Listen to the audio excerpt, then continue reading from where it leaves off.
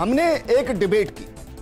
Debate का शीर्षक था आस्था या अज्ञान। हमने वो डिबेट की और उस डिबेट के अंदर रामपाल की पुस्तकों का विवेचन किया और उसमें जो चीजें हमें मिली उस आधार पर हमने जो हमारे साथ प्रवक्ता मौजूद थे, जो धर्माचार्य मौजूद थे, उनके साथ बातचीत की। जयपुर के सोडाला थाने में धार्मिक भावनाओं को भड़काने और आहत करने के मामले भी दर्ज हुए, उसको भी हमने शामिल किया। लेकिन इसके बाद बाकायदा रामपाल के भक्त कहिए या जो उनको चलाते हैं सतलोक, वहां से लगातार कमेंट आने शुरू हुए। उन्होंने कहा कि अधूरा ज्ञान दिया गया है, किताब को पढ़िए जरा, अपने धर्म ग्रंथों को, वेदों को, पुराणों को पढ़िए जरा, उनकी विवेचना कीजिए जरा। कल दिन भर फर्स्ट इंडिया जवाब तो देना पड़ेगा, आखिर ऊंट आया पहाड़ के नीचे, और इसके अलावा ना जाने क्या क्या ट्विटर पर ट्रेंड करते रहे। और कल दिन भर लगभग 25 लाख से ज्यादा ट्वीट हुए। फर्स्ट इंडिया ने स्पष्ट किया कि इस पर अभी और शास्त्रार्थ होना बाकी है, तो हमने इस पर एक और डिबेट रखी। सोचा कि चलिए कुछ और पन्नों को खंगाला जाए, कुछ और पन्नों पर लिखी बातों को सामने लाया जाए, और इसके लिए हमने बाकायदा रामपाल के जो बाकायदा वेबसाइट है, जो मेल आईडी है, उस मेल आईडी पर हमने निवेदन किया और निवेदन करके कहा कि आप अपने किसी प्रवक्ता को भेजिए, किसी प्रतिनिधि को भेजिए, उसका मोबाइल नंबर साझा कीजिए, हम आपको भी इस डिबेट का हिस्सा बनाएंगे। लेकिन उनकी तरफ से कोई जवाब आया नहीं। अभी भी हम इंतजार कर रहे हैं, क्योंकि कहा गया लगातार की बात कीजिए, शास्त्रार्थ कीजिए, तो हमने शास्त्रार्थ के लिए एक पैनल को आमंत्रित कर लिया। देखते हैं इस 1 घंटे के प्रोग्राम के अंदर क्या वाकई में जो रामपाल के समर्थक हैं या जो उनको डिफेंड कर रहे हैं, क्या वाकई में उनकी तरफ से कोई आता है, किसी का मोबाइल नंबर आता है, किसी का नाम आता है, क्या वो प्रोग्राम में जोड़ने की कोशिश करते हैं, क्योंकि हम करेंगे शास्त्रार्थ।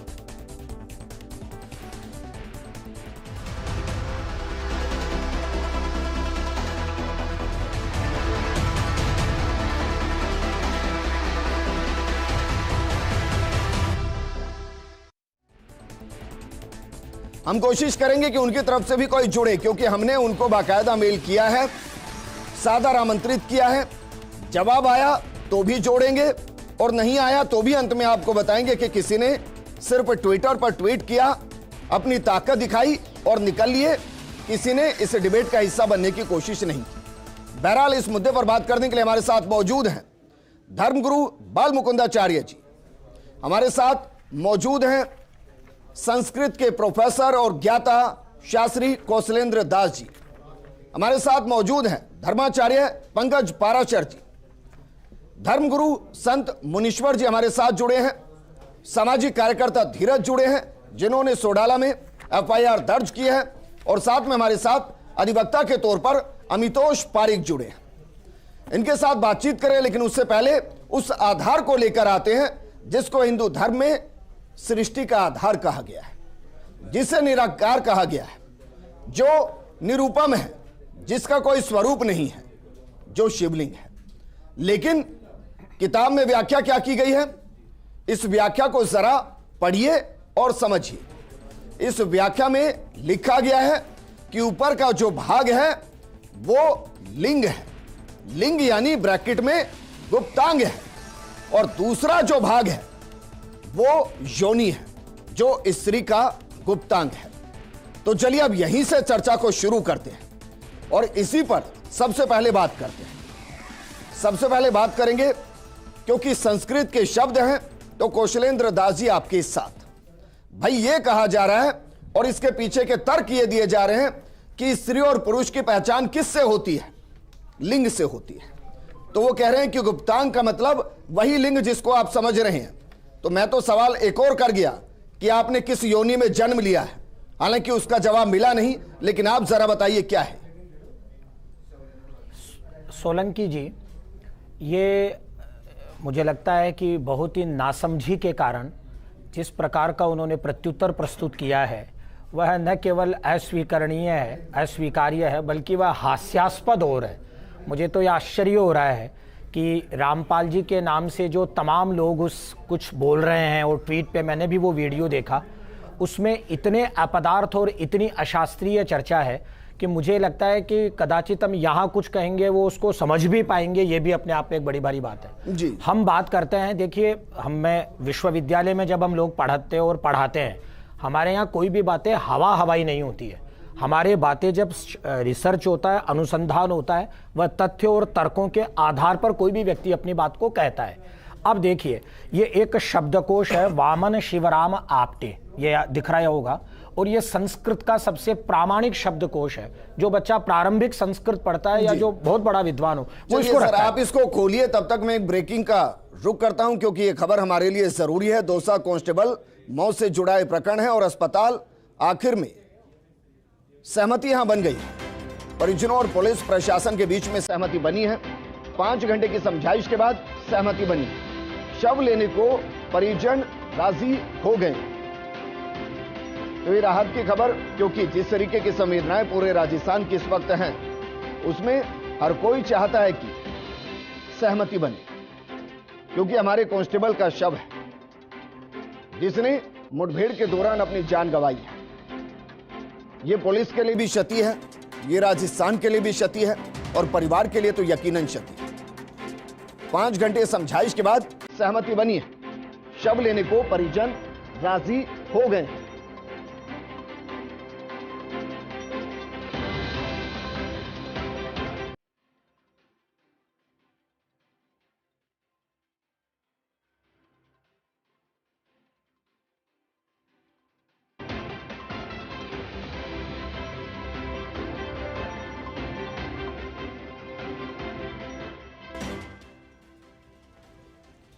कौशलेंद्र दास जी, मैं उम्मीद करूंगा कि सर संस्कृत के जिन शब्दों को लेकर हम व्याख्यान कर रहे हैं उसको आप आगे बढ़ाएंगे। जी देखिए, जिस तरह की बात उन लोगों ने कही है वो न केवल अस्वीकार्य है बल्कि हास्यास्पद भी है।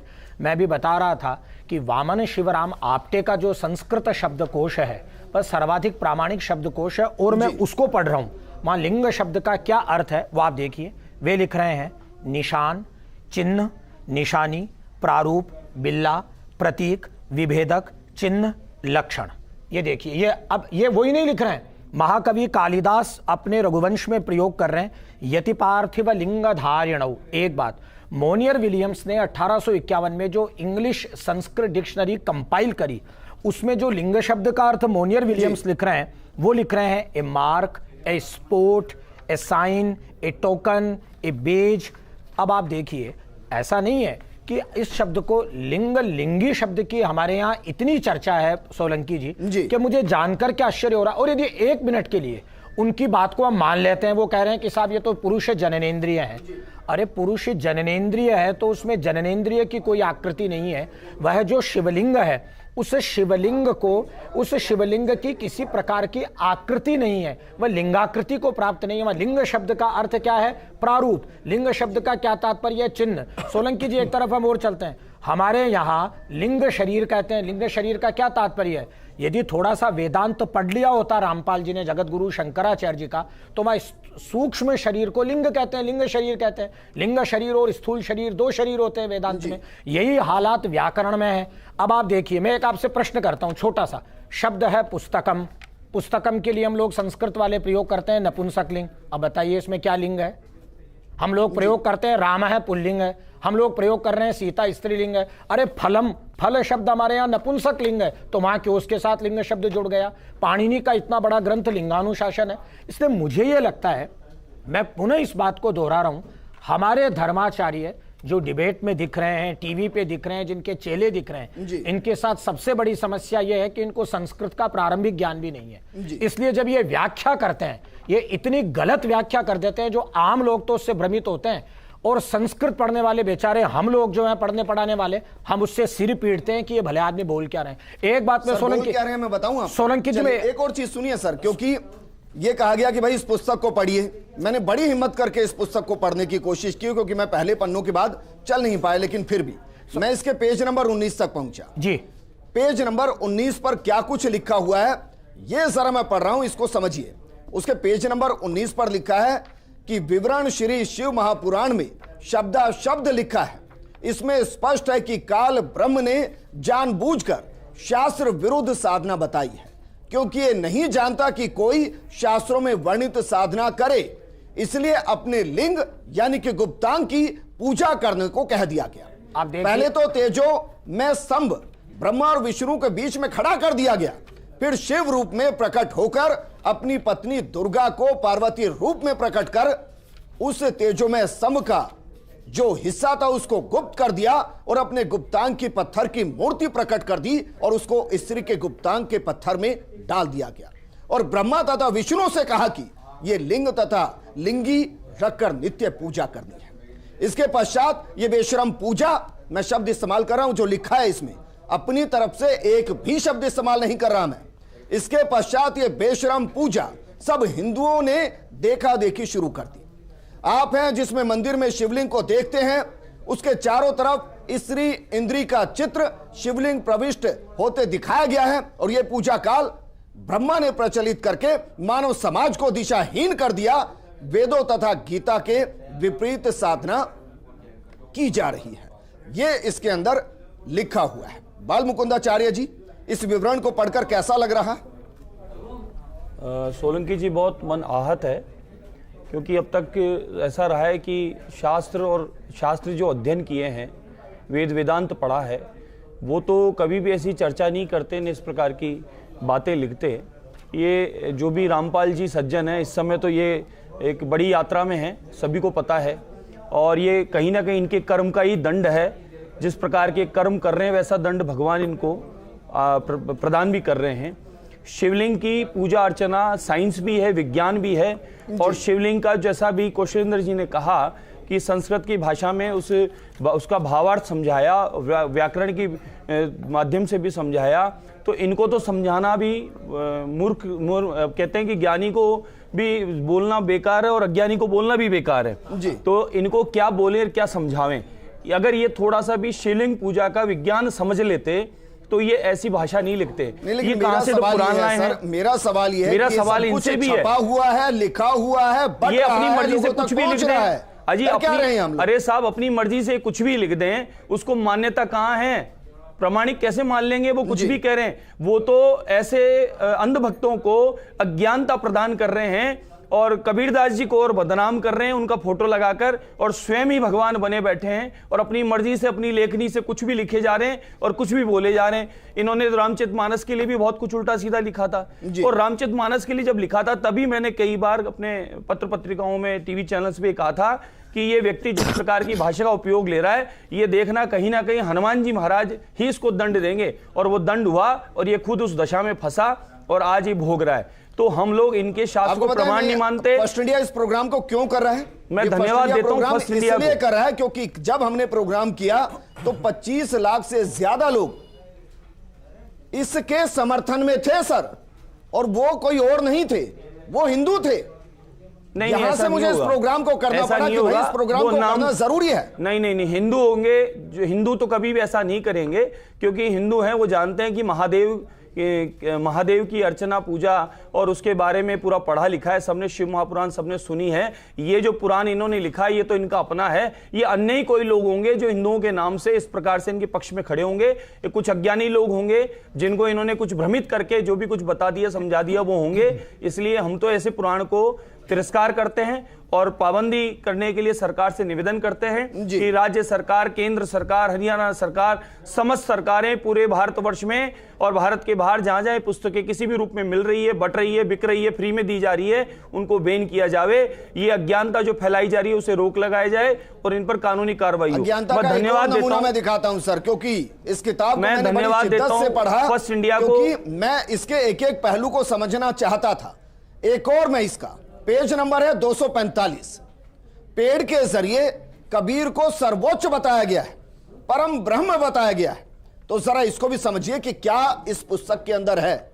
इसमें कबीर का एक दोहा भी लिखा गया है, लिखा गया है कि अक्षर पुरुष एक पेड़ है, निरंजन वाकी डार, तीनों देवा शाखा है, पात रूप संसार। जरा देखिए, उस चित्र को हम दिखाने की कोशिश आपको करेंगे। ये वो चित्र है, इस चित्र को जरा समझिए। इस पुस्तक के अंदर है ये, हमने अपनी तरफ से कुछ नहीं डाला है इसमें। और इसमें क्या है, नीचे की तीनों टहनियों के अंदर तीन भाग जो है उसमें ब्रह्मा विष्णु महेश को दिखाया गया है, और जिस टहनी से वो जुड़े हैं उसको ब्रह्म यानी कि शर पुरुष बताया गया है। वो जिस शाखा से जुड़े हैं उसको अक्षर पुरुष यानी कि परम ब्रह्म बताया गया है। और जिनकी जड़ों से वो सब जुड़े हैं वो कौन दिखाए गए हैं? वो दिखाए गए हैं पूर्ण ब्रह्म कबीर साहिब, यानी पूर्ण ब्रह्मा कबीर है। ब्रह्मा विष्णु महेश नहीं है, और ना ही महाकाल और मां सती है। पंकज, जरा बताइए कौन सा वेद है, कौन सा पुराण है, कौन सा ज्ञान है और कौन सा विधान है जिसमें कबीर साहब जड़ है और बाकी सब फूल पत्तियां? कबीर दास जी की नाम की दुहाई लेकर पूरे देश और दुनिया में राजनीति करने वाले स्वयंभू रामपाल महाराज, जो शायद भूल गए कबीर जी की वाणी को। कबीर जी की वाणी इतनी पावन वाणी है, उन्होंने कहा था कि कबीर कुत्ता राम का तित खेचे तिताव। अब ऐसी अमृत में पावन वाणी जिन्होंने कबीरदास जी ने अपने मुखारविंद से अपनी पुस्तक में लिखी, उन कबीरदास जी के ऊपर ये लोग जिस तरीके की राजनीति कर रहे हैं, ये एक बिल्कुल काला अभिशाप है। और हमारी भारतीय हिंदू सनातन परंपरा के अंदर ये हम सब लोगों के लिए काला दिन है, क्योंकि ऐसे लोग अभी तक भी इस भारत की अखंडता को खंडित करने का कार्य कर रहे हैं जी। इन लोगों के ऊपर कानूनी रूप से कार्रवाई होनी चाहिए। और जो लोग निम्न स्तर के होते हैं, जो भोली भाली जनता होती है, जिनको ये लोग किसी ना किसी रूप में स्वरूप के अंदर उसको विवेचित करके अपने ओर अग्रसर कर लेते हैं, जहाँ जहाँ हिंदू समाज हिंदू परिवार रहते हैं वहाँ पर ये भोली भाली जनता को अपनी पुस्तकें बात करके और कुछ प्रलोभन दे करके अपने ओर आकर्षित करते हैं। इसके अलावा ना तो इनको शास्त्र का ज्ञान है, ना इनको पुस्तकों का ज्ञान है, ना संस्कृत और संस्कृति का। शास्त्र कह रहे हैं, वो कह रहे हैं हमें सूक्ष्म ज्ञान है। तो मैं कबीर जी की वाणी आपको बता रहा हूं, जिन कबीर जी के नाम से इनको कबीर संप्रदाय वालों को इसका खंडन करना चाहिए। ऐसे लोगों को कबीर के नाम और कबीर की नाम की दुहाई देने वाले लोगों का इनका खंडन अतिशीघ्र करना चाहिए। तो भगवान कृष्ण को पूछते हैं जी। तो चलिए मैं एक दोहा और पढ़ रहा हूं आपके लिए जी। इसी किताब के अंदर है, पेज नंबर 128 पर है। मैं नहीं जानता कि कबीर साहब ने लिखा या नहीं लिखा, आप जरा बताइए लिखा या नहीं लिखा। लिखा यह गया है 1,80,000 पीर पैगंबर और अवतारा, सो सब आही निरंजन वंशा, धन धरी धरी करे निज पिता प्रशंसा। 10 अवतार निरंजन के रे, राम कृष्ण सब माही बड़ेरे।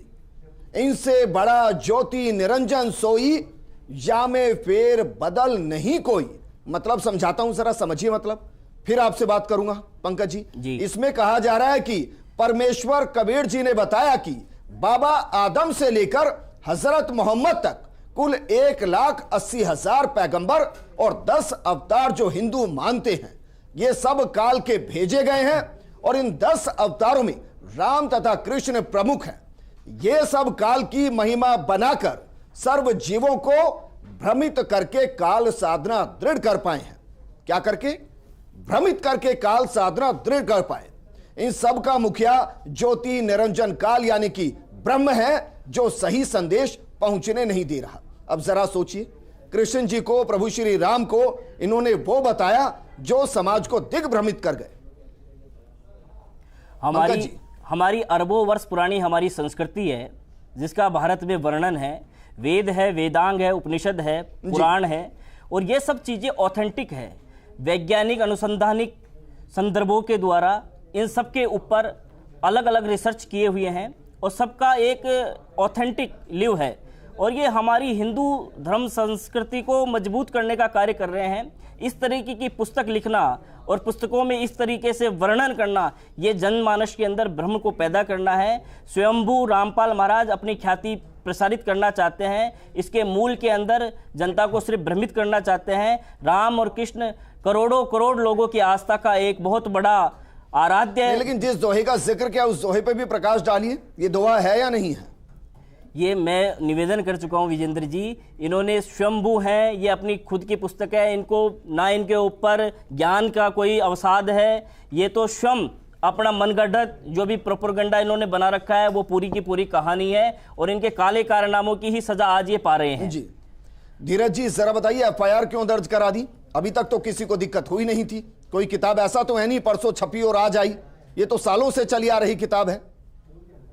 विजेंद्र जी, फर्स्ट इंडिया न्यूज़ के माध्यम से मैं सबको बताना चाहूँगा, आज से सही 2 साल पहले जुलाई 2021 में भी हमने इन्हीं किताबों पर सेम ये एफआईआर सेम थाने में, सोडाला थाने में दर्ज की थी जी, जिस पे कुछ समय के अनुसंधान के बाद एफआईआर लगा दी गई। एफआईआर का कानूनी प्रोविजन होता है कि एफआईआर दर्ज तब होती है जब उसमें कुछ तथ्य होते हैं, अदरवाइज उसको जीरो रिपोर्ट मान के खुर्द-बुर्द कर दिया जाता है। जब अभी लेटेस्ट में हमने उस दिन ये एफआईआर दर्ज कराई है, पूरा अनुसंधान हुआ है, अधिकारियों ने, सोडाला थाना अधिकारी ने, सबने इसको जांचा परखा है, उसके बाद ये विधिवेत्ताओं के सहयोग से हमने प्रॉपर एफआईआर दर्ज कराई है। उस एफआईआर के बाद मैं सिर्फ एक बात कहना चाहूँगा कि मुझे गर्व है कि मैं एक सनातनी हिंदू हूँ। मेरा धर्म, मेरी संस्कृति मुझे अपने धर्म के साथ सभी धर्मों का सम्मान करना सिखाती है। इस पुस्तक में मेरे धर्म का अनादर हो रहा है, वो मैं कतई बर्दाश्त नहीं करूँगा। रामपाल नाम में राम जरूर है, राशि तो राम की भी वही थी और रावण की भी वही थी, पर उनके कृत्य थे, उनके कर्म थे जिन्होंने राम को मर्यादा पुरुषोत्तम बनाया और रावण को नीच नराधम बनाया। तो ये रामपाल, इसे महाराज कहना उचित होगा या नहीं होगा, ये कानून तय करेगा। मुझे पुलिस प्रशासन पर पूरा विश्वास है, न्यायपालिका पर पूरा विश्वास है। मैं सिर्फ मेरे धर्म के लिए संघर्ष कर रहा हूं और वो बिल्कुल सही कर रहा हूं। फिर से एफआईआर लग गई, फिर संघर्ष करेंगे। संघर्ष करने के लिए हमारे लिए कोई मनाही थोड़ी है जी। और ऐसे कैसे एफआईआर लग जाएगी? हम बाकायदा इस बार विधिवेत्ताओं को, पिछली बार हमारी एक कमजोरी रही कि हमने एडवोकेट्स की पूरी प्रॉपर कानूनी सलाह लेकर प्रॉपर फॉलो अप नहीं किया, लेकिन इस बार हमारे साथ अच्छे एडवोकेट्स, अमितोष जी भी मेरे साथ रहे हैं उस दिन पूरे दिन, अच्छे एडवोकेट्स पूरे इसके साथ एक टीम बनाकर साथ काम कर रहे हैं। एडवोकेट विनोद जी भी उस दिन हमारे साथ रहे। कई सारे एडवोकेट्स ऐसे हैं जो कि प्रॉपर अपने धर्म की रक्षा के लिए, सनातन की रक्षा के लिए अमितोष कार्य कर रहे हैं। यही बताइए भाई, ये किताब तो छपी हुई है और ना जाने कितने लाख लोगों के पास होगी, कितने लोग इसको सही मान रहे होंगे। और सही का मतलब यह है कि ना वो वेद मान रहे होंगे, ना पुराण मान रहे होंगे, ना शास्त्र मान रहे होंगे और ना संस्कृति को मान रहे होंगे। वो जिसको मान रहे होंगे वो रामपाल और उनका ज्ञान है। अब जरा बताइए कि कानून कहता क्या है जब इस तरीके से व्याख्या की जाती है, इस तरीके से चीजों को बदला जाता है, तो उसको रोका कैसे जाता है? जी विजेंद्र जी, सबसे पहले तो जो मैं शुरू करता हूं तो मैं ये शुरू करता हूं कि के Abbas versus the union of India and another 24 सितंबर 1970 का सुप्रीम कोर्ट ने केस था। उस केस में क्लियर कर दिया था कि religion is a belief and not faith. इसको क्लियर करने का रीजन ये था कि मेरी आस्था है और मेरी आस्था को आप किसी भी तरह से हानि नहीं पहुंचा सकते, इसलिए के अब्बास के केस में आया। बात आती है कि कानून इसके ऊपर क्या कहता है। जो एफआईआर दर्ज हुई, एफआईआर दर्ज हुई थी, मैंने पुनः कहा था 153 और 295A ऑफ आईपीसी। अब मैं एक बार 295 आईपीसी का स्टेटमेंट बोलता हूं, डेलिब्रेट एंड मैलिशियस एक्ट्स। जब ये डेलिब्रेट और मैलिशियस एक्ट्स होते हैं तो आपके आधार ही नहीं बनता कि आप किसी भी धर्म की अवहेलना करें या उनको हानि पहुंचाए, इसलिए इसको अपराध में रखा गया और 295A करा गया। जब आप 153A पढ़ेंगे विजेंद्र जी, तो 153A में लिखा है जब किसी भी ग्रुप के बीच में एनिमोटी होती है या किसी ग्रुप्स के बीच में रिलीजन किसी तरह से एनिमोसिटी होती है और हानि पहुंचाई जाती है। अब इसको ग्रुप्स क्यों कहा है? ग्रुप्स इसलिए कहा है कि जरूरी नहीं मैं किसी धर्म से आता हूं और किसी और धर्म का ही व्यक्ति मेरे धर्म को हानि पहुंचाए। अपितु अगर ही हमारे ही एक धर्म के हैं और उसके बावजूद भी डिफरेंट विचारधारा के होके मेरे ही धर्म के ऊपर में किसी तरह की हानि या टिप्पणी पहुंचा रहे हैं, तो मैं 153 ऑफ आईपीसी के अंदर में उनके ऊपर मुकदमा दर्ज करा सकता हूं। अब आती है आस्था। तो आस्था तो मैं बताता हूं, कानूनी इसमें आस्था की बात करता है। क्यों करता है विजेंद्र जी? आज आपके समक्ष लेके आया हूं part 3 of constitution of India का एक चित्र। इसमें ऊपर बना है राम राज्य और राम जी सीता जी को पुष्प विमान में लेके जा रहे हैं। जब आपके भारत के संविधान में जहां से हर वो कानून निकला है जिसकी आप व्याख्या करते हैं उसमें ही राम को दिखाया गया है, तो राम काल्पनिक नहीं है। और कबीर का तो मुझे दोहा भी याद आ गया कि राम राम की लूट है, लूट सको जितना लूट लो। तो ये तो आस्था है ना विजेंद्र जी। लेकिन अब आस्था के बाद एक और बात मैं करता हूं, अगर एक समय आप मुझे दें तो मैं एक केस लॉ आपके सामने रखना चाहता हूं। उस केस लॉ का है S Rangarajan etcetera versus P Jagjivan Ram 30 मार्च 1989।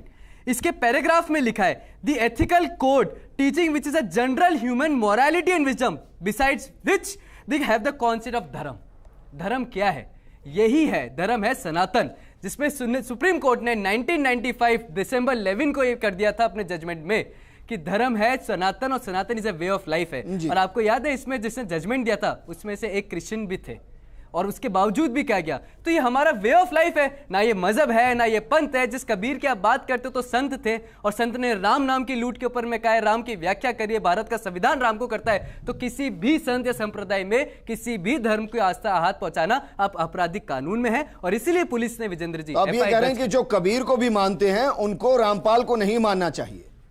ये उनका विशेष अधिकार है, उनका विचार है। लेकिन आप देखिए विजेंद्र जी, दो डिफरेंस है, एक शिकायत में और एफआईआर में। सबसे बड़ा डिफरेंस क्या है? जब शिकायत दर्ज होती है section 2 clause D of code of criminal procedure 1973 में, 2 ऑफ 1974, उसमें बात कही है अनुसंधान किया जाता है कि इसको मुकदमा दर्ज करे या नहीं। लेकिन जहां मुकदमा दर्ज होता है, माने जहां एफआईआर दर्ज हो गई, वहां पे प्रथम दृष्टया जब अपराध प्रमाणित होता है उसके बाद ही मुकदमा दर्ज किया जाता है, और उसके बाद कार्रवाई करी जाती है। अनुसंधान नहीं करा जाता, जांच नहीं करी जाती, उस पर प्रथम दृष्टया कार्रवाई होती है। इसलिए अगर प्रशासन ने इसमें मुकदमा दर्ज करा है तो यह फैक्ट है कि आप धार्मिक आस्थाओं को आघात पहुंचा रहे थे, और किसी भी संत में हमारे साथ बने रहिए। हमारे साथ धर्मगुरु संत मुनीश्वर जी भी जुड़ गए हैं, उनके पास भी जाएंगे, लेकिन उससे पहले एक छोटे से ब्रेक के लिए रुक रहे हैं। हम ये डिबेट इसलिए कर रहे हैं ताकि कानून के नजर से आपको समझ में आए कि क्या सही और क्या गलत, आपको संस्कृत के हिसाब से समझ में आए कि क्या सही और क्या गलत, आपको धर्म के आधार पर समझ में आए कि क्या सही और क्या गलत, वेद पुराणों के हिसाब से समझ में आए कि क्या सही और क्या गलत। एक छोटे से ब्रेक के बाद जल्द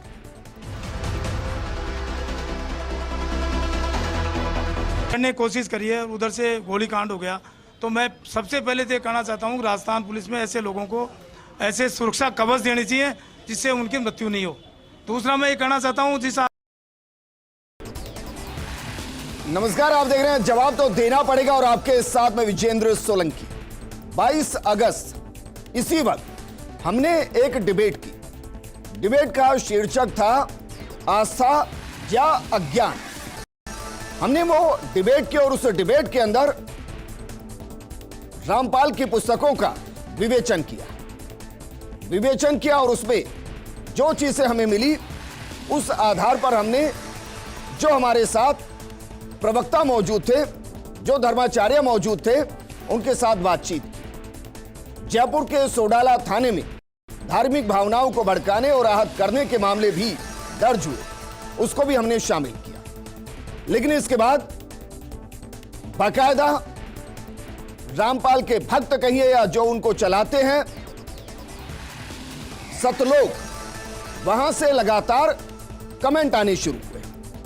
उन्होंने कहा कि अधूरा ज्ञान दिया गया है, किताब को पढ़िए जरा, अपने धर्म ग्रंथों को, वेदों को, पुराणों को पढ़िए जरा, उनकी विवेचना कीजिए जरा।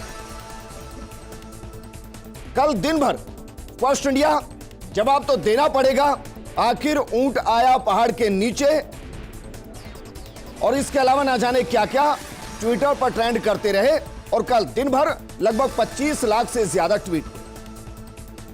फर्स्ट इंडिया ने स्पष्ट किया कि इस पर अभी और शास्त्रार्थ होना बाकी है, तो हमने इस पर एक और डिबेट रखी। सोचा कि चलिए कुछ और पन्नों को खंगाला जाए, कुछ और पन्नों पर लिखी बातों को सामने लाया जाए, और इसके लिए हमने बाकायदा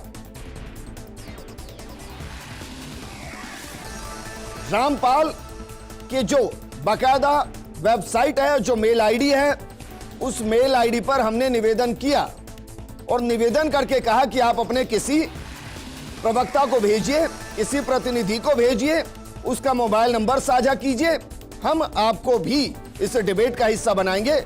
लेकिन उनकी तरफ से कोई जवाब आया नहीं।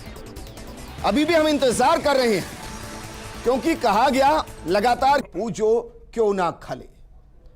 इसका मतलब क्या है? आप सोच नहीं पाएंगे इसका मतलब क्या है। इसका मतलब है परमेश्वर कबीर जी ने कहा कि यदि शिव जी के लिंग को पूजने से शिव जी भगवान का लाभ लेना चाहते हो तो आप धोखे में हैं। यदि ऐसी बेशर्म साधना करनी है तो खागड़ क्या होता है? खागड़ होता है मेल काऊ, जिसे हम बैल कहते हैं। तो खागड़ के लिंग की पूजा कर लो, जिससे गाय को गर्भ होता है, उससे अमृत दूध मिलता है। हल जोतने के लिए बैल और दूध पीने के लिए गाय उत्पन्न होती है, जो प्रत्यक्ष लाभ दिखाई देता है। आपको पता है कि खागड़ के लिंग से कितना लाभ मिलता है, फिर भी उसकी पूजा नहीं कर सकते, क्योंकि यह बेशर्मी का कार्य है।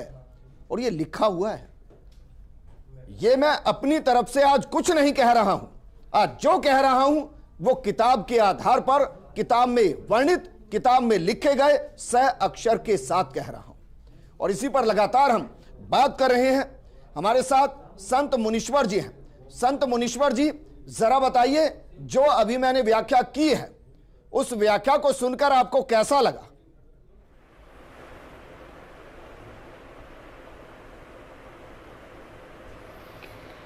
पहले तो मैं फर्स्ट इंडिया न्यूज का धन्यवाद देना चाहता हूं कि ऐसे मुद्दे को आपने उठाया जो हमारे सनातन धर्म में एक बहुत बड़ी गंदगी फैला रहे थे, विकृत मानसिकता की सोच को फैला रहे थे। और स्टूडियो में आए हुए हमारे सभी धर्माचार्यों को मेरा वंदन है जी। सबसे बड़ी बात है कि ऐसे ना जाने कितने स्वयंभू रामपाल जैसे इस भारत देश में हुए हैं और आगे भी होते रहेंगे, पर सनातन धर्म के ऊपर में आघात करने वालों का हश्र अंतोगत्वा बहुत ही बुरा होता है, जो कि वो स्वयं सोच नहीं सकते। कबीरदास जी महाराज हमारे रामानंद संप्रदाय के 12 प्रधान शिष्यों में जगत गुरु रामानंद जी के एक थे। और उनके गुरु भाई श्री धन्ना जी महाराज, जिस गद्दी पे मैं विराजमान हूँ, धन्ना पीठाधीश्वर के रूप में मैं जहाँ विराजमान हूँ, तो उनके विचार हमारी रामानंद संप्रदाय से संबंधित विचार उनके रहे हैं। और एक सिद्धांत होता है हर किसी धर्म का, हर किसी संप्रदाय का एक सिद्धांत होता है।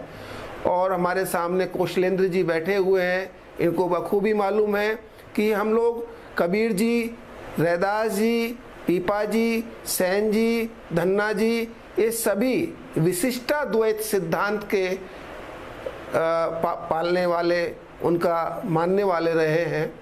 और विशिष्टाद्वैत सिद्धांत को जो मानते हैं, और हमारे रामानंद संप्रदाय के जितने भी संत हैं, उनसे परंपरा से जो भी आते हैं, वो सभी एक शास्त्रोक्त पद्धति जो हमारी चलती आ रही है अनादिकाल से, उसी के तहत पूजा अर्चना, अनुष्ठान, यज्ञ, हवन, अभिषेक इत्यादि करते हैं। लेकिन रामपाल इसी को तो गलत बता रहा है सर। मेरा सवाल आपसे यही है मुनीश्वर जी, कि जो मैंने पढ़ा है वो रामपाल की किताब में लिखा है, वही पढ़ रहा हूं मैं, और ये ना जाने कितने लोगों तक पहुंचा है। इसको रोकेंगे कैसे अगर ये गलत है तो?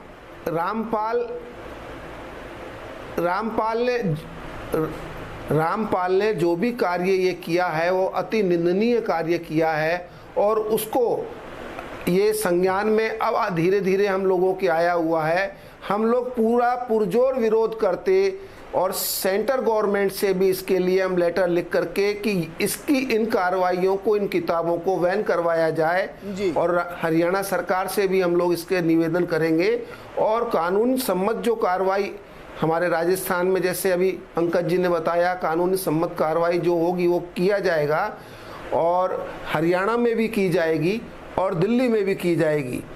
अभी आपने इस बात को उठाया और हम सभी लोगों को इस बारे में जानकारी दी है, तो इससे हम सब लोगों को एकजुटता होकर के और इनके खिलाफ में कार्रवाई करने का अवसर मिला है। बाकी रामपाल जैसे न जाने कितने ही स्वयंभू ऐसे धर्माचार्य अपने आप को भगवान तक मानने लग गए।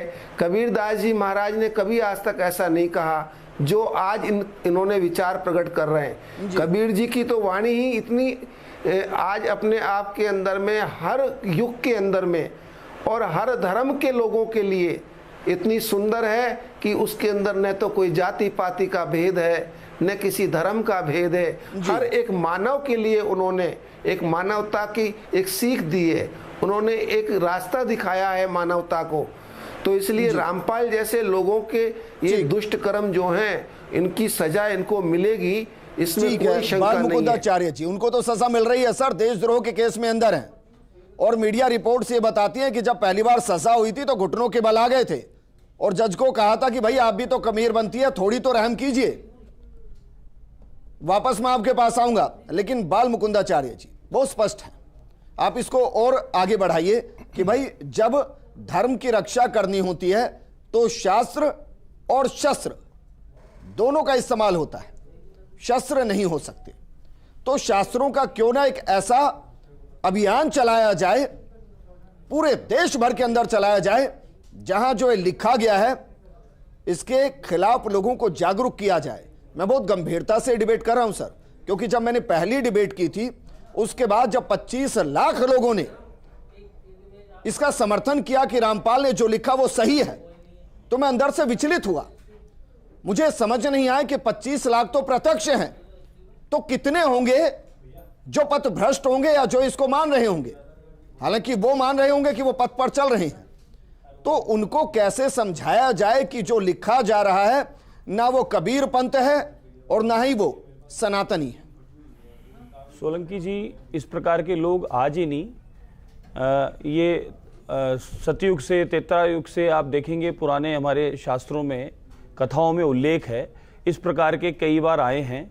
और ऐसे पाखंडी जो अपने आप को स्वयं भगवान का रूप ही बताकर अपने स्वयं के शास्त्र लिखे हैं, और प्रहलाद भगत जी को भी कहा उनके पिता ने कि मैं ही स्वयं भगवान हूँ, नारायण कुछ नहीं, और क्या अंत हुआ वो सब पता है। तो ये बात सही कही अभी संत मुनेश्वर दास जी ने कि लगातार इस प्रकार के पाखंड रचने वाले पाखंडी लोग धर्म के विरुद्ध सनातन को डगमगाने के लिए इस प्रकार की कुकृत्य करते रहते हैं। और कबीरदास जी की जैसे भी सभी लोग श्लोकों का वाचन कर रहे हैं, सब जगह वाचन में कहीं भी इस प्रकार का जो इन्होंने वाचन किया वो नहीं है। कोई तन दुखी, कोई मन दुखी, कोई धन बिंद रहे तो दास, सब सुखी सिर्फ राम के दास, यानी जो राम के दास हैं वहीं सुखी हैं। राम जी की चर्चा है, राम जी की बात है, तो ये तो अपना ही इन्होंने एक पाखंड रचा है, अपना ही शास्त्र इन्होंने बनाया है और अपने शास्त्र के अनुरूप लोगों को भ्रमित करने का काम किया है। अब हम लोगों की जिम्मेदारी बनती है, सभी सनातनियों की, धर्माचार्यों की, जैसे सनातनी सभी, जैसे हमारे पार्षद महोदय ने संज्ञान में आया तो उस समय भी हमने विरोध किया था, और अभी भी इन्होंने आकर आगे होके वकील साहब को साथ लिया, अमितोष जी को, और इन्होंने तुरंत कार्रवाई की।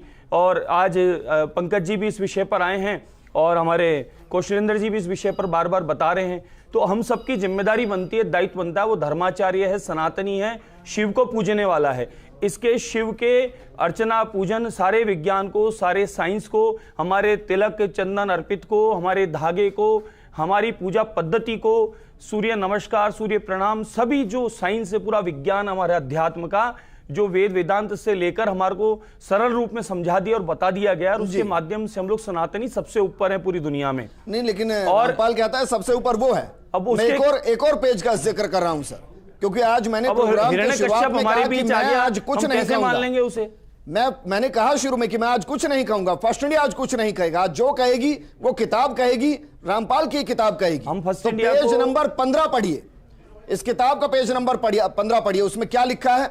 उसमें लिखा है कि खुद को सूक्ष्म ज्ञान और संपूर्ण मोक्ष प्राप्ति की साधना इस सूक्ष्म वेद में चारों वेदों ऋग्वेद, यजुर्वेद, सामवेद, अथर्ववेद वाला ज्ञान, यानी सूक्ष्म से लिया अधूरा ज्ञान तथा इन्हीं चारों वेदों का सारांश रूप श्रीमद् भागवत गीता वाला ज्ञान तो है ही, जो काल ब्रह्म ने नष्ट कर दिया वो ज्ञान भी है।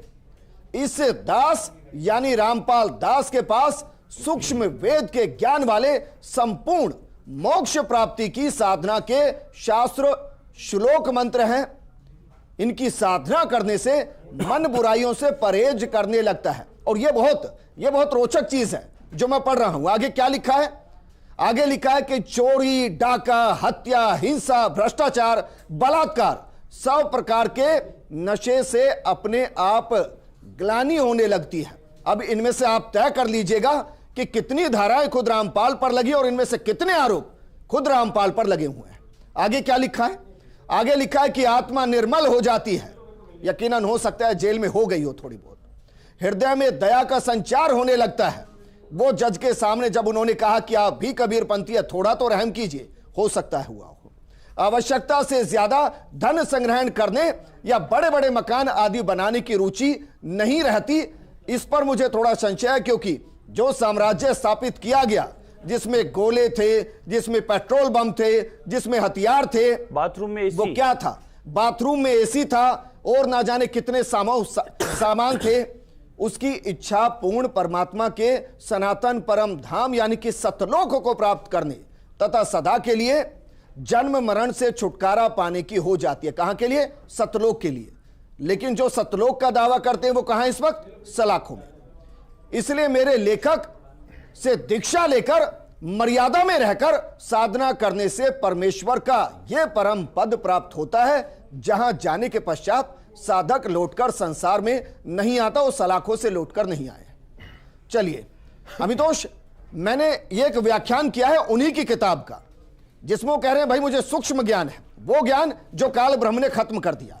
मैं आपसे जानना चाह रहा हूं, जिनसे वो परे होने की बात कर रहे थे, जरा बताइए किस किस मामले में, किस किस धाराओं में वो इस वक्त सलाखों में है? विजेंद्र जी, उनको लाइफ इम्प्रिजनमेंट हो चुकी है, उन पे ट्रेजन का भी है, देशद्रोह का भी मामला है, उन पे डबल मर्डर केस का भी मामला है। और ये तब होते हैं जब प्रथम दृष्टया होते हैं। लाइफ इम्प्रिजनमेंट देना मतलब जब आप एक्विटल नहीं होके कन्विक्ट हो जाते हैं। कन्विक्शन तब होता है जब पूरा ट्रायल, एविडेंस, आर्ग्यूमेंट्स इन सब के बाद में होता है और आपको कन्विक्शन किया गया। अब विजेंद्र जी, जब ऐसी धाराओं के बाद में जब मैं ये आता हूँ तो एक सवाल उठता है विजेंद्र जी। सवाल ये उठता है कि ये माध्यम जो है लिखने का, ये भारत के संविधान में freedom of speech and expression है, आर्टिकल 19। ठीक है, समझते हैं freedom of speech and expression article 19 है। आर्टिकल 19 सब क्लॉज 1 है, फ्रीडम ऑफ स्पीच की बात करता है। लेकिन विजेंद्र जी, भारत के संविधान ने क्लॉज 2 में उसका प्रोविजन भी रखा, और मैं गहराई से पढ़ रहा हूं, और ये मैं नहीं पढ़ रहा, ये कॉन्स्टिट्यूशन ऑफ इंडिया में से मैं रेफर करता हुआ पढ़ रहा हूं। उसमें प्रोविजन में लिखा है कि the sovereignty and integrity of India shall not be hamper. अब इंटीग्रिटी क्या बात होती है, सोवरेनिटी क्या होती है? जब मैं इंटीग्रिटी की बात करता हूं तो इंटीग्रिटी में रिलीजन आते हैं। इसीलिए भारत के प्रियम्बल में बाद में 74th अमेंडमेंट करके डाला गया 1976 में सेक्युलर, धर्मनिरपेक्षता। क्यों डाला गया? क्योंकि वो भारत की इंटीग्रिटी है। सुप्रीम कोर्ट ने भी कहा है कि धर्म का मतलब यह है कि हमारा सनातन धर्म मतलब वे ऑफ लाइफ है, और इसलिए आज भारत एक लोकतांत्रिक देश है, सब एक साथ रहते हैं। तो आज freedom of speech and expression का कर्टेलमेंट आप कर रहे हैं आर्टिकल 19 है क्लॉज 2 में। आगे एक और मैं व्याख्या करता हूं, free exchange of ideas. Vijendra ji, एक और बात लिखी है कि freedom of speech and expression का utilization free exchange of ideas पे होना चाहिए। लेकिन फ्री एक्सचेंज ऑफ आइडियाज क्या हो सकते हैं? क्या वो किसी की आस्था को आहत कराने के लिए होंगे? क्या किसी की धर्म की अवहेलना करने के लिए होंगे? नहीं होंगे ना। इसीलिए मैं इसकी उम्मीद नहीं करता कि संविधान पढ़ा गया होगा, माफ कीजिएगा, मैं इसकी भी उम्मीद नहीं करता कि संस्कृत पढ़ी गई होगी। मैं तो इतनी भी उम्मीद नहीं कर रहा कि जिसको लिंग का लिंग भेद ना पता हो और वो इतनी बड़ी व्याख्या कर दे, उसने लिंग के बारे में भी पढ़ा होगा कि लिंग का मतलब क्या होता है। और वो जो सोच होती है ना, वो वहीं से परिलक्षित होती है। मैं उस पर कोई टिप्पणी आज करने की स्थिति में नहीं, और ना मैं करूंगा, क्योंकि मैंने आप सबको बुलाया हुआ है।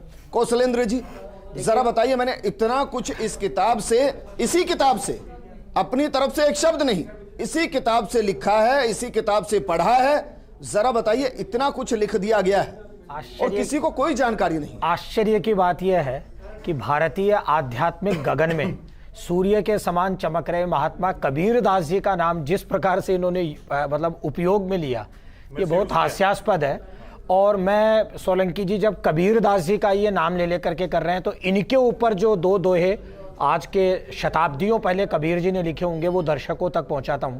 महात्मा कबीर दास लिख रहे हैं, गुरु लोभी सिस लालची दोनों खेले दाव, दोनों बूढ़े बापुरे चढ़ी पाथर की नाव, जा गुरु ते भ्रम नहीं मिटे मन की व्यथा न जाए, सो गुरु झूठा जानिए त्यागत देर न लाए। कबीर कह रहे हैं, जो अतथ्यों को रखता हो, अशास्त्र की बात करता हो, मनमर्जी की बात करता हो, अपनी इच्छाओं को धर्म के नाम से, संतों के नाम से प्रयुक्त करता हो, जैसा पूज्यपाद श्री मुनीश्वर दास जी महाराज ने अभी कहा, और उन्होंने बहुत अच्छी बात कही। मुझे लग रहा है ये बात जानी चाहिए लोगों तक कि कबीर दास जी उस परंपरा के हैं। मैं कह रहा हूं वो तो नकली कबीर पंथी हैं। कौशलेंद्र दास के माथे पे जो तिलक लगा हुआ है, ये कबीर पंथ का टीका है। कबीर पंथी तो हम हैं, ये कहां से कबीर पंथी आ गए? कबीर पंथी, कबीर दास जी महाराज तो हमारे पूर्वाचार्य हैं रामानंद संप्रदाय के, ये कब से कबीर पंथी होने को आए? तात्पर्य यह है कहने का कि इस प्रकार के जो स्वयंभू हैं, कुकुरमुत्ते के टाइप जो पैदा हो गए हैं लोग धर्म में। और मैं कहना चाहता हूं फर्स्ट इंडिया न्यूज को धन्यवाद देकर के कि कुंभादि पर्वों में हमारे अधिकृत धर्माचार्य जगत गुरु शंकराचार्य जी महाराज, जगत गुरु रामानंदाचार्य जी महाराज, निम्बारकाचार्य जी, वल्लभाचार्य जी, मध्वाचार्य जी, इन सब संतों को मिलकर के, और एक प्रसंग में दर्शकों तक पहुंचाना चाह रहा हूं जो बहुत महत्वपूर्ण है। आपको जानकारी में है कि कुरुक्षेत्र में माघ शुक्ल एकादशी के आसपास गीता जयंती पर वहां गीता जी का बहुत बड़ा आयोजन होता है जो हरियाणा सरकार करवाती है। 2 वर्ष पहले मैं स्वयं वहां पर था वक्ता के रूप में।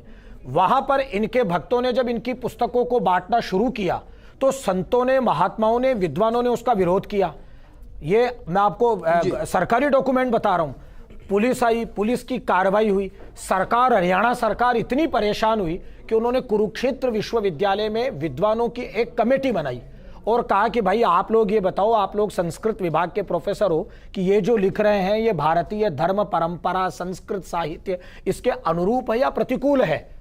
आपको बता देता हूं, और इस चैनल के माध्यम से कल जो उनका प्रवचन सुन रहा था, उस कमेटी ने इनके खिलाफ रिपोर्ट देते हुए कुरुक्षेत्र विश्वविद्यालय के प्रोफेसर्स ने यह कहा कि रामपाल जी जिस पुस्तक को लिख रहे हैं और जिस पुस्तक को प्रचारित किया जा रहा है, यह पुस्तक भारतीय शास्त्र परंपरा के अत्यंत प्रतिकूल है, अतः इसे तुरंत प्रभाव से रोका जाना चाहिए। यह मैं आपको 2 वर्ष पुरानी कुरुक्षेत्र विश्वविद्यालय की रिपोर्ट बता रहा हूं। कमाल की बात यह खुलेआम बिक रही है, अब ये हमारे हाथ में है। और ये देखिए सोलंकी जी निःशुल्क बांटी जा रही है, 10 रुपए 15 रुपए में। और मैं धीरज जी को ये भी कहना, मैं सोलंकी जी धीरज जी को, मुझे अच्छा लगा कि भाई 1 मिनट सर, सतलोक से किसी का रिएक्शन नहीं आया। मैं इंतजार कर रहा था इस प्रोग्राम में कि हमने ऑफिशियली उनको मेल किया है कि आइए बताइए क्या सही था इसमें, कोई रिप्लाई नहीं आया। लेकिन रामपाल के एक अनुयायी हमारे साथ जुड़े हैं, उनसे सीधा बात करते हैं, वो क्या कहना चाह रहे हैं। हमारे साथ जो जुड़े हैं वो है मुनीश प्रजापत जी। मुनीश जी, फर्स्ट इंडिया पर आपका स्वागत है। को आपने कॉल किया, चलिए शायद फोन कट गया, हम कोशिश करेंगे आए कम से कम। नहीं, मैं कोई तो आए सामने। मैं एक बात सोलंकी जी कहना चाह रहा था कि जो एफआईआर धीरज शर्मा जी ने सोडाला थाने में दर्ज करवाई है कुरुक्षेत्र विश्वविद्यालय की, वह रिपोर्ट सोडाला थाने को जरूर पहुंचानी चाहिए कि वहां का विश्वविद्यालय इनके साहित्य को फर्जी, ठीक है, मेरे पास वक्त की कमी है। मैंने इंतजार किया कि भाई सब जुड़े हमारे साथ, सतलोक से भी कोई जुड़े, लेकिन कोई जुड़ा नहीं। पंकज, ये सवाल मैं इसलिए आपसे कर रहा हूं क्योंकि युवाओं की जिम्मेदारी ज्यादा होती है जी, और आप एक युवा धर्माचार्य हैं जी, आपकी जिम्मेदारी और ज्यादा बढ़ जाती है जी, क्योंकि जहां बाकियों का काम खत्म होगा, जहां मुनीश्वर जी का काम खत्म होगा, वहां से आपका काम शुरू होगा जी। तो जरा बताइए जागृति का काम शुरू कब से होगा? जागृति का काम तो आज आपने शुरू कर दिया है और हम इसको हर जगह अनेक प्रदेशों में रोक रहा हूं क्योंकि हम चाहते हैं कि रामपाल का कोई अनुयायी हमारे साथ जुड़े। हमारे साथ मुनीश प्रजापत जी जुड़ गए हैं। मुनीश जी, आपको आवाज आ रही है तो फर्स्ट इंडिया पर आपका स्वागत है। जी बोलिए सर, बताइए क्या कहना चाहते हैं? नहीं, फोन किया आपने, बताइए क्या पूछिए, आप क्या पूछना चाहते हैं? चलिए सर, मुझे लगा कि आपने फोन किया है, शुक्रिया हमारे साथ जुड़ने के लिए, क्योंकि हम तो एक अपनी चर्चा कर ही रहे हैं, मुझे लगा कि आप उसमें कुछ योगदान देंगे। पंकज, अपनी बात पूरी कीजिए। जी, सनातन संस्कृति के लिए अखंड भारत का जो स्वप्न था वो स्वप्न नहीं था, वो हकीकत थी। जहाँ जहाँ भगवान शिव के स्वरूप हैं स्वयंभू, जहाँ जहाँ माता पार्वती के सती जब हुई तो उनके जो शरीर के जो टुकड़े हैं वो अखंड भारत की संरचना है जी। तो उसी संरचना का ये उदाहरण है और ये वेदों से ली हुई हमारी पंडितों की और धर्माचार्यों की। मैं तो इसकी बात कर रहा हूं जो ये बन रहा है, जो छप रहा है, जो बट रहा है, जो जिसके लिए मैंने पुराने प्रोग्राम में इस्तेमाल किया था एक शब्द संक्रमण जी, संस्कृति में संक्रमण की तरह है जी। जिसको नहीं रोका गया तो संस्कृति को खा जाएगा, खत्म कर देगा। उस पे कैसे काम करेंगे? इसके ऊपर हम कानूनी रूप से कार्रवाई करवाएंगे। हर जगह पे जहां जहां हमारी धर्म संसद है वहां पे इसके खिलाफ धर्म संसदों के माध्यम से इस पे कार्रवाई करवाने का पूर्णतः प्रयास होगा। और राज्य सरकारें और केंद्र सरकारें, उनके हम प्रमुख सचिवों को इस बात के लिए लिखेंगे कि इस तरीके की पुस्तक हमारी हिंदू धर्म संस्कृति को आघात करवाने वाली है, इससे हमारे मान और सम्मान और आस्था को ठेस पहुंचती है, तो इसके ऊपर अतिशीघ्र कार्रवाई करवाकर हजारों मामले थानों के अंदर दर्ज करवा करके हम इसके ऊपर कोशिश करेंगे जल्द कुरुक्षेत्र विश्वविद्यालय के अंदर जो सर्च कमेटी बनी थी उसकी जो रिपोर्ट थी उसको भी आपके सामने लेकर आए। लेकिन मुनीश्वर जी कुछ कह रहे थे। मुनीश्वर जी, बात पूरी कीजिए, आप क्या कह रहे थे?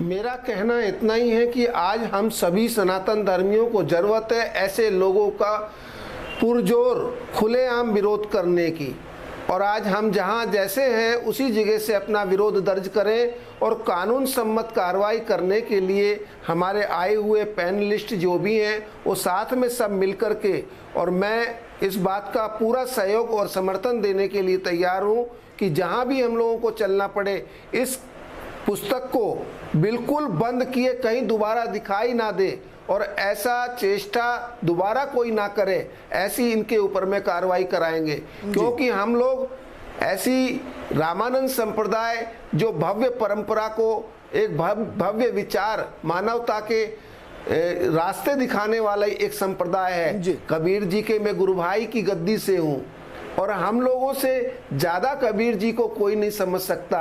ये रामपाल जैसे कुकुर मुत्ते जो कल पैदा हुए हैं और परसों जेल चले गए, और ये लोग हमारे धर्म पे, भगवान शिव पे, भगवान राम पे, भगवान कृष्ण पे ऐसे आक्षेप जो कर रहे हैं, मन घड़ंत जो कहानियां नहीं कर रहा हूं आज, लेकिन फिर भी हो सकता है कि भाई उनका जो सूक्ष्म ज्ञान है, सूक्ष्म का मतलब महीम और सबसे छोटा भी होता है, तो उनका जो ये सबसे छोटा ज्ञान है, हो सकता है उसमें मोक्ष का रास्ता सलाखों से होकर जाता हो।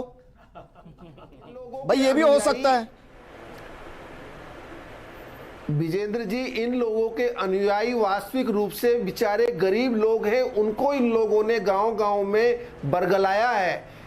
आपने देखा होगा कि मध्य प्रदेश के आदिवासी इलाके, चाहे राजस्थान के आदिवासी इलाके। क्लोजिंग से पहले इसी पुस्तक का एक और भाग आपके लिए पढ़ रहा हूं और अपने दर्शकों के लिए पढ़ रहा हूं।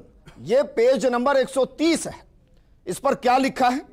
इस पर लिखा है कि कबीर परमेश्वर जी की काल से वार्ता हुई, सबकी भवपीर यानी सांसारिक कष्ट समाप्त हो जाएंगे और उस 13वें पंथ का प्रवर्तक सबको समान दृष्टि से देखेगा, अर्थात ऊंच नीच में भेदभाव की कृपा करेगा।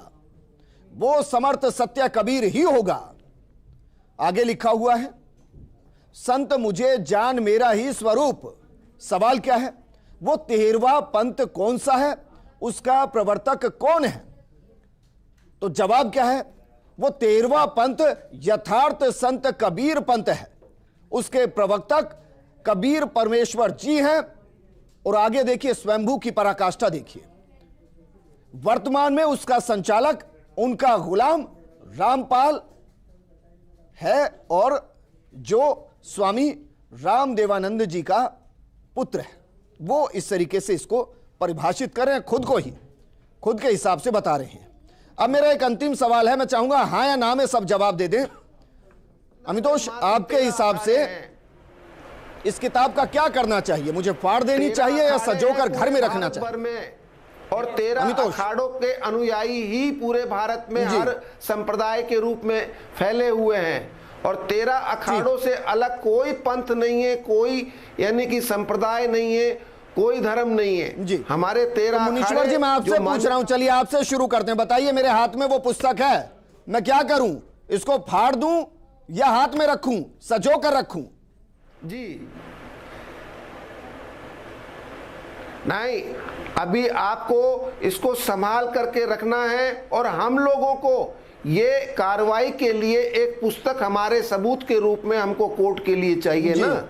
ऐसे सर कई पुस्तकें मिल जाएंगी आपको जी। और हमने इन्होंने धीरज जी ने शायद सोडाला में भी जमा कराई है, 2 साल पहले भी कराई थी और इस बार भी 2 बोरे भर के जमा कराई है। विजेंद्र जी, सभी धर्माचार्यों की जिम्मेदारी है वो संपूर्ण भारतवर्ष में और भारत के बाहर जहां भी इस प्रकार के लोग पाखंडी हैं जो कबीरदास जी और अन्य संतों को बदनाम कर रहे हैं या उनके नाम से इस प्रकार की पुस्तकें, आप इसको फाड़े काटे कुछ भी करें, लेकिन इसमें कबीरदास जी का कहीं कहीं नाम है और इसमें कबीरदास जी का चित्र भी है, तो उनके प्रति हमारा सबका सम्मान है। कबीरदास जी को हम सब लोग मानते भी हैं और उनको सुने और पढ़े भी हैं, लेकिन ये उनके नाम से मिथ्या और किस प्रकार का पाखंड जो रचा है, इस व्यक्ति ने गलत रचा है। ऐसे 25 लाख लोग आप कह रहे हो, मुझे नहीं लगता ये होंगे, हो सकता है इन्होंने कोई लोग, इसलिए भी नहीं फाड़ूंगा क्योंकि इसमें शिवलिंग है जी। 25 लाख लोगों के बीच हमें धर्माचार्यों को जाना है। हमारे साथ जुड़ने के लिए बाकी मेहमान हमारे साथ जुड़े, आपका भी शुक्रिया। हमने इंतजार किया। अमूमन हम ये डिबेट आधे घंटे की करते हैं, लेकिन आज हमने इसे 1 घंटे की किया। इसलिए किया कि हो सकता है कि रिप्लाई आने में देर हो जाए तो हम उनको जोड़ सके, लेकिन सतलोक से अभी तक किसी का रिप्लाई नहीं आया है, किसी का जवाब नहीं आया है। इससे आप अंदाजा लगा सकते हैं कि जो कह रहे हैं वो खुद भी उसका स्पष्टीकरण देने की स्थिति में नहीं है। और यह शास्त्रार्थ हमने इसीलिए किया ताकि आपको समझ में आए कि कानून क्या कहता है, आपको समझ में आए कि वेद पुराण क्या कहते हैं, आपको समझ में आए कि शिवलिंग जो कि निराकार है उसका विज्ञान क्या कहता है।